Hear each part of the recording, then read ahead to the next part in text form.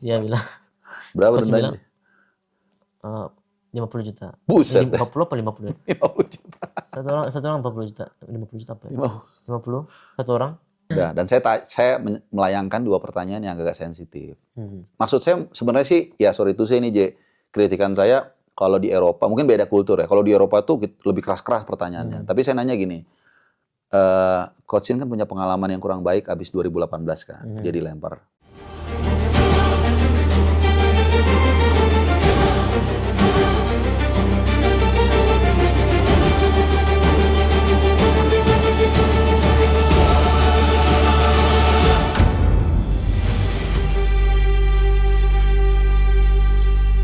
Dan kita lanjut. Apakah para pemain merasa tidak nyaman atau tersinggung ketika Sinteyong mendidik soal taktik maupun kedisiplinan? Nah, itu gimana tuh? Soal mungkin sikap kerasnya kali ya, disiplin. Itu apa yang JJ bisa ceritain, bisa bongkar ke teman-teman biar teman-teman juga tahu nih dapurnya tim nasional di era Coach Shin soal itu. Kalau menurut saya memang head coach itu harus jadi diktator, seperti ada yang bilang. Tapi benar, harus jadi diktator. Nggak boleh ada yang berpikir lain. Mungkin kata diktator itu sedikit ya. Kata diktator itu memang terdengar negatif. Negatif ya. Cuman bisa diganti dengan tegas. Tegas, betul. Ya kan, itu kan sama. Tapi diktator itu cenderung negatif, kalau tegas itu cenderung firm. Seperti itu kan. Karena ya setahu saya ya, pelatih itu yang memang harus tegas. Bukan berarti nggak dengerin orang, tapi kalau oke, kumpul-kumpul, kita mau pakai formasi berapa menurut kalian? Ya, itu bukan pelatih namanya menurut saya. Gitu. Nah, anggap aja mungkin kita 4-4-2 gitu misalnya kita pakai formasinya. Tetapi satu pemain, saya maunya 3 back aja. Kalau begitu udah salah. Tim ini nggak akan berjalan lancar, nggak akan berjalan baik gitu. Jadi menurut saya selama ini sih nggak ada yang tersinggung dan tidak nyaman. Nggak ada. Semuanya menurut aja sama coach. Dan itu memang kewajibannya. Pemain itu seperti itu. Di klub maupun di di timnas sama aja. Harus mendengarkan head coach. Masa di klub misalnya ganti head coach, dia nggak mau mendengarkan dia. Ya, warnanya udah beda banget nih. Saya nggak cocok sama dia. Harus cocokin diri sama head coach. Baru bisa dia dapat bermain juga gitu. Betul. Kalau nggak akan bisa bermain gitu. Itu yang memang sebagai penonton juga harus tahu gitu, harus mengerti gitu. Nah, ada sedikit saya mau cerita, J. Ini interview murni ya, bukan katanya-katanya. Jadi Thierry Henry cerita. Siapa? Thierry Henry, Thierry Henry. Ya, tahu nggak? Yang dia bilang gini. Pokoknya Guardiola itu bilang, lo harus nurut 2/3 awal itu, lo harus nurut apa yang gue bilang. Sepertiga terakhir, lo terserah, improvisasi. Ya kan? Nah, dia bilang, akhirnya dia nggak nurut. Dia ikutin gaya sendiri, entah dia bawa bola gimana-gimana, gerak-gerak dia golin, babak kedua diganti. Itu artinya, ya benar, lo harus ngikutin pelatih. Kalau nggak deliver, itu urusan pelatih. Nah, kalau deliver ya udah bagus sesuai dengan apa yang diperintahkan gitu. Itu salah satu cerita. Jadi bukan diktator ya, tapi mungkin tegas sebagai pelatih harus ngambil keputusan. Jadi lu sejago apapun harus nurut gitu maksudnya sama pelatih. Baru bisa jadi satu. Kalau enggak pasti kalah gitu. Seperti pertandingan lawan Cina mungkin. Ada mungkin satu pemain yang tersinggung kan mungkin. Jadi, siapakah pemain itu? Ya itu intinya pemain ini gue percaya ya sama lu ya. Jadi intinya pemain ini yang memang tersinggung sepertinya dengan gayanya Coach Shin. Dan ya menurut saya itu tidak pantas dia begitu. Mau Coach Shin-nya itu sekeras apapun, dia harus nurut gitu sama Coach Shin. Itu kewajiban pemain. Tetapi ya dengan dia begitu jadinya ya saya nggak bisa bilang ya karena itu kita kalah, tetapi memang pasti ada salahnya Coach Shin juga saya yakin. Tetapi memang timbul masalahnya di situ pertama dan itu yang mungkin menjadi pemicu yang tidak baik untuk Coach Shin. Jadi panjang kali lebar ya. Betul, sampai tanggal 6 Januari. Tanggal 6 Januari, waduh. Panas, makin panas teman-teman nih. Makin panas. Sejuk tapi panas ya gitu ya. Sejuk tapi panas. Padahal ini tempatnya sejuk ya. Karena makin panas ya. Tapi memang apa ya? hal itu memang gini. Kalau pemain ngomong gini, ada yang mengatakan, ya udah kalau pemainnya nggak suka sama pelatihnya keluar aja gitu. Pelatihnya yang keluar gitu misalnya. Itu gimana menurut JJ? Gila lah itu. itu, itu itu otaknya jadi gimana gitu loh. Maksudnya Bela timnas ya. iya, maksudnya dan harusnya ya klubnya juga harusnya memihak ke pelatih kan maksudnya. Misalnya klub ya. Klub harusnya memihak pelatih, bukan percaya satu pemain dong maksudnya. Iya. Dan satu pemain lagi ya. Nah, itu mah satu pemain. Tapi bener ada yang ngomong gitu. Either you go out. Kenapa tiba-tiba bahasa Inggris? Oh, dia ngomongnya pakai bahasa Inggris ya soalnya. Ya kan sih niruin sama yang diturin sama Bang AR kan. Oh, gitu. Nah, dia ngomongnya gitu soalnya. Tapi Pak Andre nggak ngomongnya pakai bahasa Indonesia. Dia ngomong gitu, you out or I out. Ya, itu bener nggak? Saya jujur ya, saya pernah dengar, tetapi saya nggak dengar langsung. Tapi, berarti itu nggak terjadi di ruang ganti. Ya itu pasti dong. Kalau di ruang ganti kan pasti ada JJ dan orang dengar semua. Betul. Nggak mungkin sih kalau di ruang Saya sih tahu dia yang ngasih tahu siapa, yang dengar siapa itu. Siapa? Adalah. Ngomong aja sensor. Jadi yang ngungkapin tuh ya ada di dalam timnas lah. Pak itu. S. Ya. Oh ya, intinya habis itu dan pemain itu waktu itu sebelum lawan Cina dia mau pulang juga katanya. Itu kan gila ya gitu, maksudnya lu gila apa ya, lu otak gimana sih, geser apa, maksudnya dia mau minta pulang dia. Dia minta pulang katanya, pulang aja gitu, saya nggak cocok gitu sama pelatih ini gitu. Oh iya. Ya akhirnya dibujuk-bujuk, bukan dibujuk-bujuk sama coachnya, tetapi coachnya waktu itu ngobrol sama dia kenapa dan dia nggak cocok sama dia. Oke, ya udah selesai. Tapi ada yang bujuk-bujuk dari pihak PSSI juga ada, dari pemain juga ada mungkin, dan akhirnya dia tahan dan kita latihan lagi, ya akhirnya terjadilah masalah yang lawan China itu. Yang lawan China. Gitu. Oh, jadi ini terjadinya antara lawan Bahrain dan China. Betul. Ya, jadi itu memang, lawan Bahrain itu tuh gara-gara wasitnya gitu juga sih. Nah, jadi itu masalahnya. Dan lawan Cina tuh pemain itu ya tidak terlalu bagus. Iya kelihatan. Tidak bagus banget. Itu kelihatan banget sih. Kelihatan. Entah itu sengaja atau nggak sengaja saya nggak tahu juga. Tetapi memang jelek dan setelah keluar babak pertama pun itu ternyata pura-pura cedera. Dan coach pun cek sekali lagi, saya ingat banget, cek sekali lagi.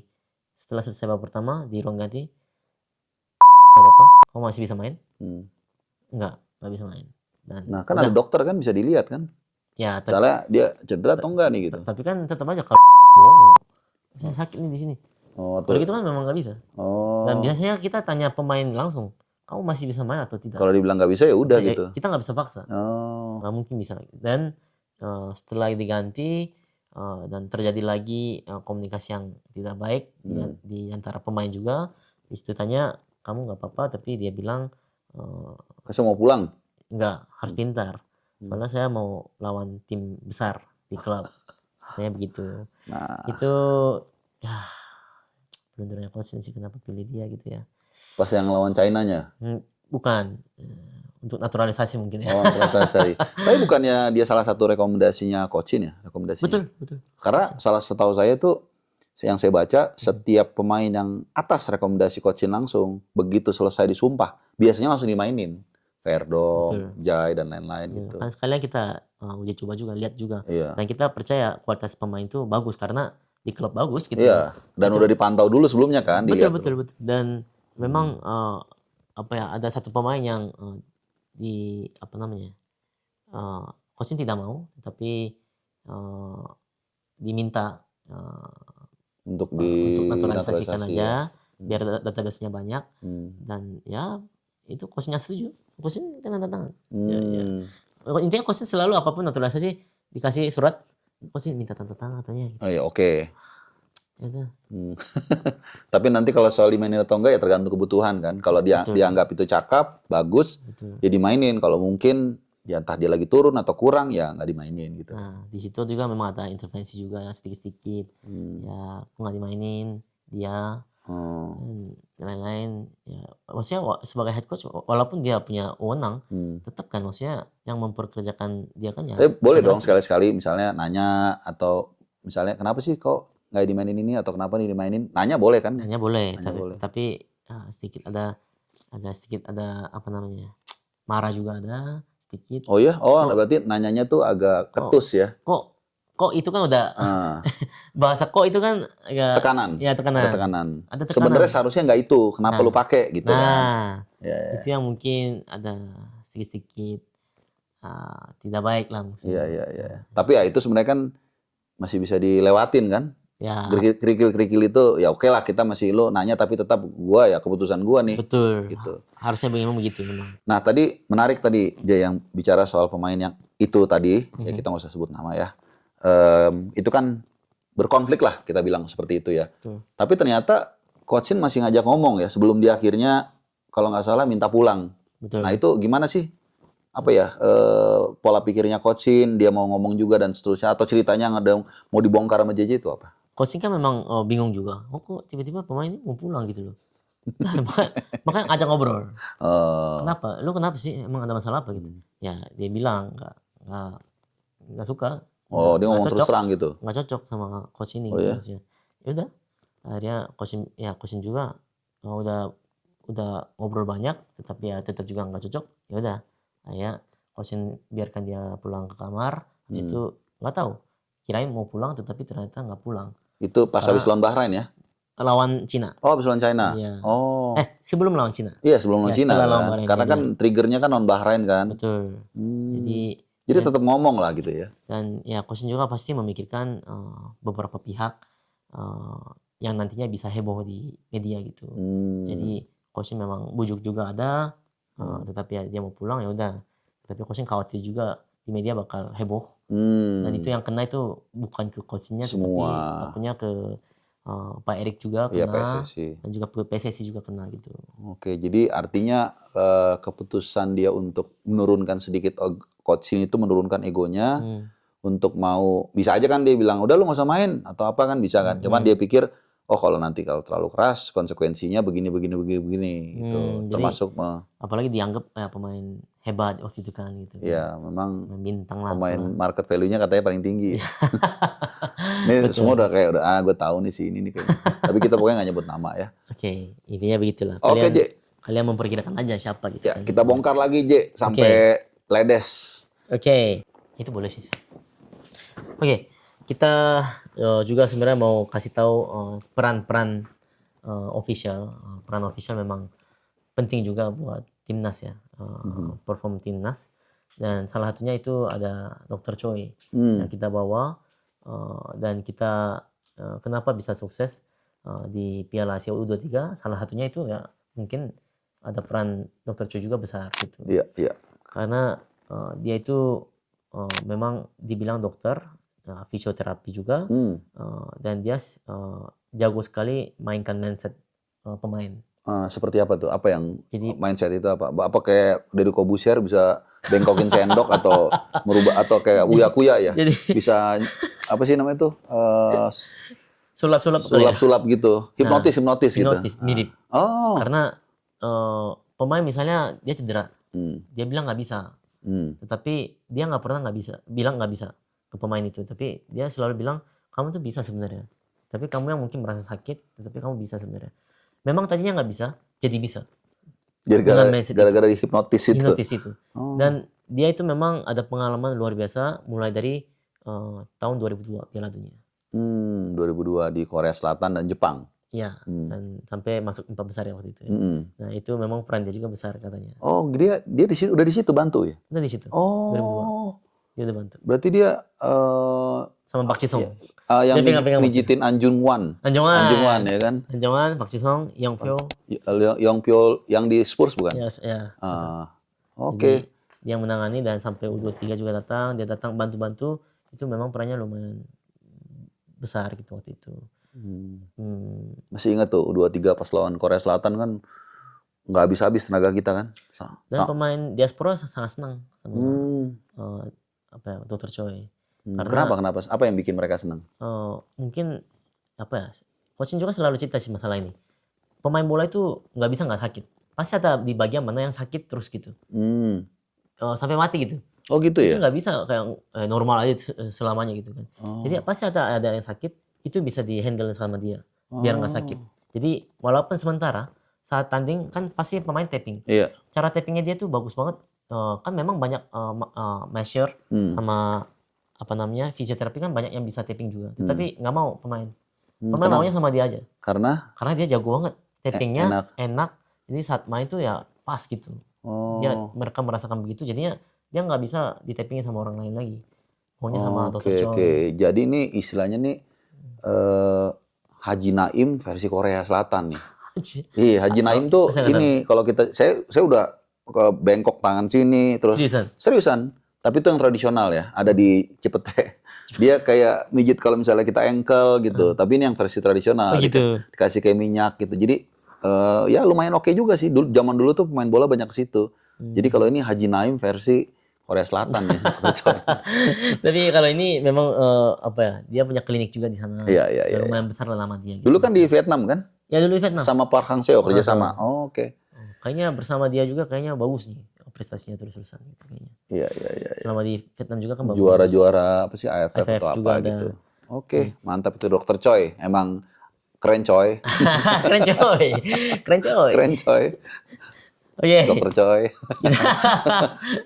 Nah, kalau soal gaya-gaya detail kecil nih kan ada nih Sintayong nih kelihatan kayaknya kayak suka apa sih beginin palanya si Marcelino kalau nggak pakai bola ya kalau nggak salah waktu itu pas preskon di GBK.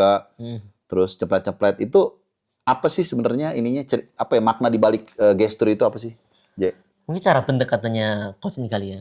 Jadi memang dia tahu juga maksudnya kan kayak tadi awal bilang ya nggak mungkin ngeblok J juga kan. Atau Jordi Amat ya. Jordi Amat begini nggak mungkin gitu ya. Nanti dia headlock gitu. Kan begitu nanti gitu kan ceritanya. Jadi dia tahu juga yang mana yang boleh begitu. Maksudnya boleh begitu tuh cara pendekatan begitu bisa jadi dekat sama dia gitu. Dia tahu caranya bagaimana kepada siapa begini, kepada siapa begini gitu. Jadi dia tahu porsinya gitu maksudnya. Jadi cara ngomong juga mungkin juga beda-beda kali J ya. Kan JJ kan juga sering nemenin. Oh kalau ini ngomongnya dikit aja cukup, kalau ini mesti lama gitu ya. Beda-beda pendekatannya. Kan saya bilang kan, coaching kan udah jago baca orang. Tapi saya belum translate pun dia tahu sebenarnya. Dia udah tahu orangnya kayak gini gitu. Jadi setelah saya translate mungkin lebih tahu lagi ya maksudnya. Tapi ya yang saya rasa sih ya, seperti itu ya cara pendekatan dia gitu. Saya mau nanya satu nih di luar skrip. Coach ini tuh orangnya pemaaf gak? Pemaaf. Pemaaf gak? Misalnya bikin salah, terus kemudian minta maaf. Saya kan ya bukan salah. Saya kadang salah. Kalau dia bukan pemaaf, saya udah nggak di sini sih. Dan kalau saya salah, dimarahin besar memang. Dimarahin gitu keras. Tapi selesai udah. Habis itu udah baikan lagi gitu. Langsung. Jadi coachnya itu nggak pendem. Rasa apa ya? Ketika saya salah gitu. Itu udah hilang langsung. Jadi coachnya nenangnya begitu. Jadi pemain-pemain pada tahu. Jadi mereka tahu pemain kayak gimana. Jadinya mereka salah. Datang langsung ke coach minta maaf. Udah besok kayak udah nggak ada apa-apa aja udah. Nggak ada apa-apa. Udah. Ya enaknya begitu.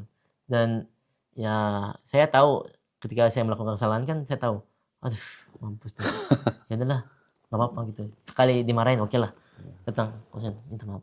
Intinya saya harus mengakui salah saya. Itu yang coach tanamkan juga ke pemain. Ya gentleman itu seperti itu. Kalian manusia bisa salah. Tapi ya kalau kalian ulangi lagi, memang kalian orangnya seperti itu. Kalau ulangin kesalahan yang sama. Ya jadi ya pemain pada tahu selalu minta maaf gitu. Jadi kalau bikin kesalahan yang baru kalau bisa ya. Nah ini ada satu lagi sebenarnya yang harus bongkar. Apa tuh? Sebenarnya. Ini yang kita pengen tahu juga nih. Ini belum pernah kayaknya.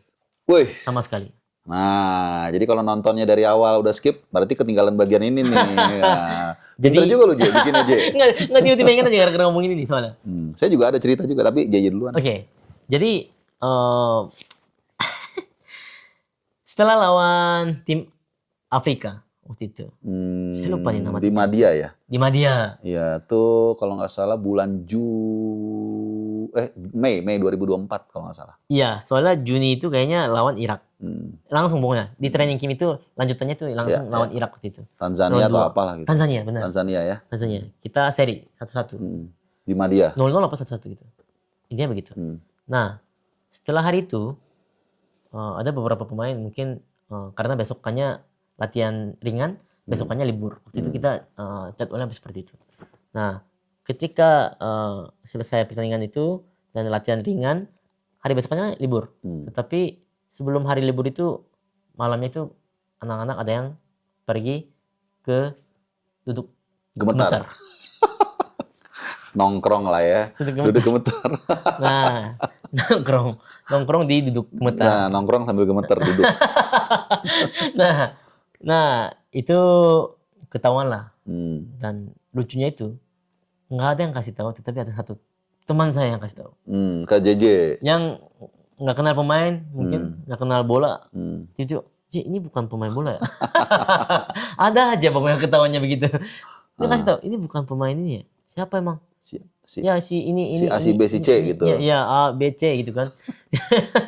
Emang sambal A, B, C. Intinya A, B, C gitu datang katanya. Hah? Siapa aja? Udah dia sebutin satu-satu ini. Oke. Saya pasti dong. Saya nggak bisa ngumpetin. Ini tim soalnya. Ya mungkin kalau personal mungkin saya ngumpetin aja. Gitu kan. Ya sebagai teman, sebagai antara ya pemain dan penerjemah ya gitu ya. Tapi saya lapor langsung ke coaching, bukan cepu ya ini. Tapi ini untuk membentuk tim itu nggak boleh seperti ini. Saya pikir. Akhirnya saya ya dibilang cepu. Cepu ke coaching nggak ngomong apa-apa. Besok paginya kan libur. Berapa orang nih yang tersangkanya? Tersangkanya berapa orang? Lebih dari satu dong kalau dari tadi penjelasannya kan, si A, si B, si C gitu. Saya lebih dari satu lah. Lebih dari satu, ada 4 atau 5 ya. Ada beberapa, oke. Salah satu dari pemain itu suruh maju di pagi hari setelah sarapan tuh. Maju. Di pagi hari sarapan selesai. Kan biasanya bubar langsung setelah doa. Bubar. Doa, coachnya suruh duduk semua. Coachnya maju. Pemain suruh maju. Salah satu. Tahu kan kamu salah apa? Tahu. Dia udah tahu. Langsung bendera putih. Langsung tahu. Terus kamu mau denda berapa? Terus lah coach. Dia bilang. Berapa dendanya? 50 juta. Buset. 50 apa 50 ya? 50 juta. Satu orang 40 juta. 50 juta apa ya? 50. Satu orang. Udah. Nggak ada yang ngomong. Nggak ada yang jawab. Nggak ada yang ini mengajukan pledoi. Hari itu kan libur. Kan pasti para pemain bikin janji dong. Libur. Bikin janji. Ngapain lah. Hari ini nggak libur. Hari ini akan latihan. Gara-gara itu. Gara-gara itu. Nah lo. Nah. Akhirnya para pemain kan pasti kesel dong, yang lain yang nggak ikutan. Gara-gara si ini kampret nih, ini kan gitu kan. Masa kesel dong. Dan apalagi pemain-pemain yang ke duduk gemetar itu. Bagaimana coba? Merasa salahnya 2 kali. 2 kali gitu udah kan. Udah hilangan duit, terus bikin satu tim nggak bisa liburan. Iya, liburan. Udah harus latihan gitu kan, yang harusnya libur gitu kan. Udah jadinya beneran nggak ada libur. Itu ngapain akhirnya? Latihan ringan, memang nggak. Pokoknya mereka nggak bisa ngapa-ngapain lah gitu. Nggak bisa keluar. Tapi sejak itu mungkin jadi ini kali ya. Nah, itu yang membentuk tim dengan baik sebenarnya. Kalau misalnya ada satu orang yang misalnya melakukan kesalahan, pasti pemain lain ngomong tuh, lu jangan gitu lagi kampret lu. Jadinya itu dia. Pemain-pemain itu nggak bisa melakukan kesalahan lagi dan nggak bisa keluar sembarangan dari hotel waktu itu. Jadi coachnya itu menciptakan ambience yang positif di antara pemain itu sendiri.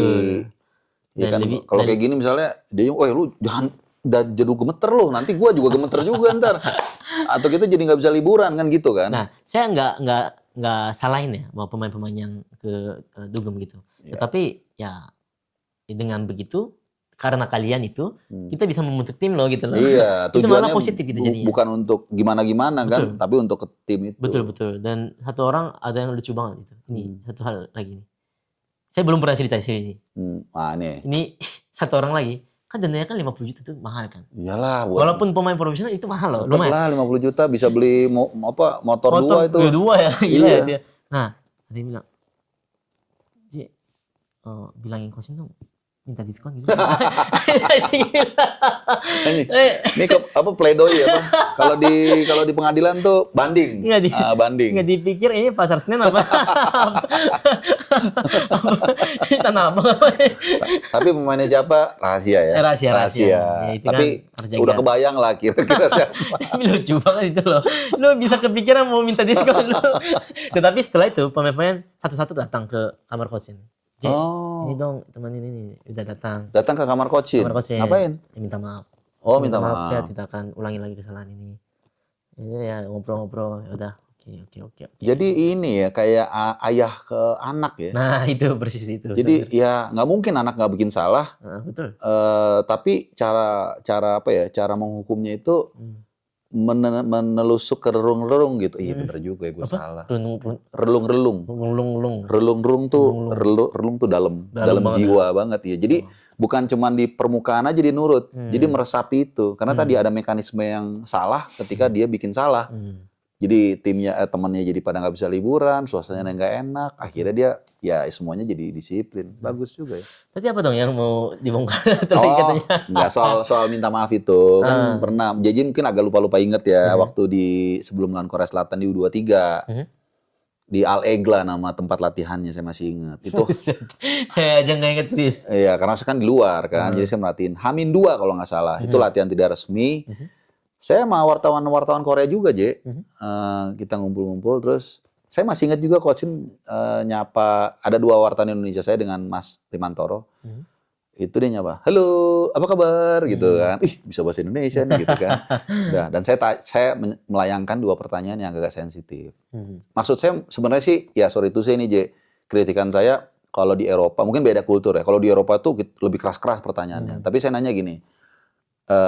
Coach Shin kan punya pengalaman yang kurang baik abis 2018 kan. Dia dilempar telur apa segala macam. Nah, saya tanya apakah pertemuan ini mengingatkan peristiwa tersebut? Maksudnya saya tuh ingin memantik motivasi dia untuk Coach Shin buktikan. Kalau Anda tidak sia-sia dibuang dalam tanda kutip ya sama Korea Selatan gitu. Mungkin harus kata-kata itu juga ada ya harusnya. Iya, betul. Mungkin. Betul. Itu saya nggak nambahin kata-kata itu. Terus Coach Shin tuh kalau nggak salah melalui JJ ngomong gini, ya sudahlah yang berlalu nggak usah diinget-inget. Dia ngomong gitu. Saya masih nggak ngeh tuh bahwa dia udah kurang suka. Yang kedua saya tanya gini, saya mau lagi memantik motivasi dia sebenarnya. Milih mana Korea Selatan juara Olimpiade atau Indonesia lolos ke Olimpiade? Nah JJ itu kayaknya pas translate agak gini. JJ mungkin tahu, aduh ini kayaknya agak mungkin pertanyaan bodoh kali mungkin menurut JJ ya atau apa. Tapi ya JJ kan mungkin disumpah untuk mentranslate kan, mau nggak mau, nah ditranslate. Terus Coach Shin tuh ngomong Koreanya kira-kira gini, gitu. Nggak marah gitu. Iya, terus JJ translate gini, ya kamu pikir aja saya pelatih mana gitu. Nah dia abis itu ngeliat jam, JJ translatein, ya ini udah 5 menit, udah ya saya pergi gitu. Loh kok cepet banget gitu kan. Terus muka-muka teman-teman wartawan Korea ini agak kayak ngeliat saya tuh kayak gimana gitu kan. Saya langsung, ini ada yang salah nih pasti. Lalu saya ngomong ke mereka, excuse me, what happened? I don't think he likes your questions. Aduh, dalam hati gue mampus nih. Jadi dia nggak suka ternyata kan, tersinggung atau mungkin sensitif, saya nggak ngerti. Waduh gimana ya? Besok konferensi pers kan, H-1. Saya mau minta maaf. Literally saya dalam hati itu. Saya tahu itu. Kayak aduh nanti gara-gara saya nih dia nggak fokus, kita kalah, mampus gua. Satu Indonesia hujat gua, ngutuk gua kan. Nah pas konferensi pers, setelah dia turun dari panggung gitu ya, saya samperin pakai Google Translate. Intinya I do apologize for yesterday unpleasant questions. Jadi mohon maaf dengan pertanyaan yang kurang berkenan kemarin. Nah itu katanya ada seorang teman bilang, oh iya Bung, saya pernah lihat tuh Coach Shin diwawancara di mana, dia cerita soal itu. Bahwa ada wartawan yang melayangkan pertanyaan yang kurang berkenan lah ya, kurang berkenan, tapi dia minta maaf dan dia menghargai itu.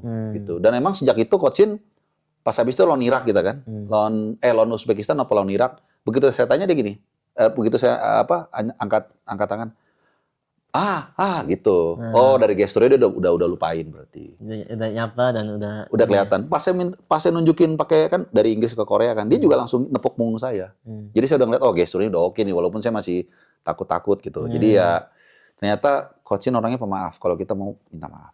Gitu. Maksudnya apa? Ini berlanjut ke Sintayong balik atau gimana?